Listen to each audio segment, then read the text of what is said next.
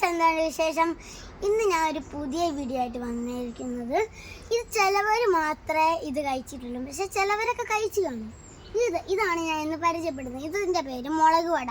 ഇതിൻ്റെ പുറത്ത് ഈ മുളകിൻ്റെ വാല് വരുന്നതുകൊണ്ട് ഞാൻ എന്നെ വിളിക്കും വാൽവടയെന്ന്. അപ്പം ഇത് തിരുവല്ല കാവുംഭാഗം ചായക്കടയിൽ നിന്ന് വാങ്ങിച്ചതാണ്. ഞങ്ങൾ അതുവഴിയൊക്കെ പോകാൻ നേരം ഇടയ്ക്ക് ഇത് വാങ്ങിക്കാറുണ്ട്. ആ സമയത്താണ് നിങ്ങളെയും കൂടി ഇത് കാണിക്കണമെന്ന് ഞാൻ വിചാരിച്ചത്. ഇത് നല്ല ടേസ്റ്റാണ്. ഞാൻ 2-3 പ്രാവശ്യം ഇത് കഴിച്ചിട്ടുണ്ട്. നല്ല ടേസ്റ്റാണ്. ഇതിനകത്തൊരു മുളകുണ്ട്. ഈ മുളകിൻ്റെ വള്ളിയാണ് പുറത്ത് വരുന്നത്.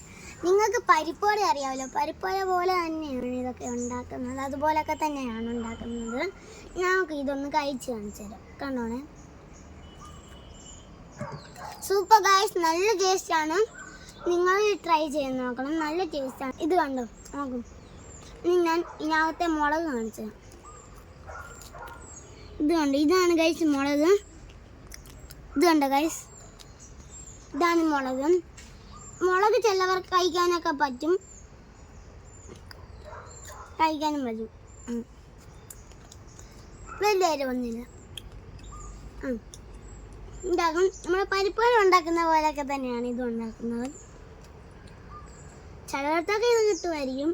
അവിടെയാണ് ഞാൻ ഇതുവരെ കണ്ടിട്ടുള്ളൂ. അവിടെ മാത്രമേ ഇങ്ങനത്തെ ഇത് കണ്ടിട്ടുള്ളൂ. പക്ഷേ നല്ല ടേസ്റ്റാണ് ഗൈസ്.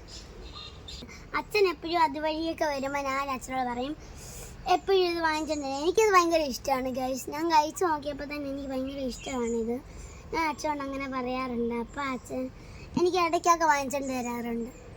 അപ്പം ഞാനിത് ആ സമയത്തൊക്കെ കഴിക്കും. അതിന് നല്ല ടേസ്റ്റാണ്.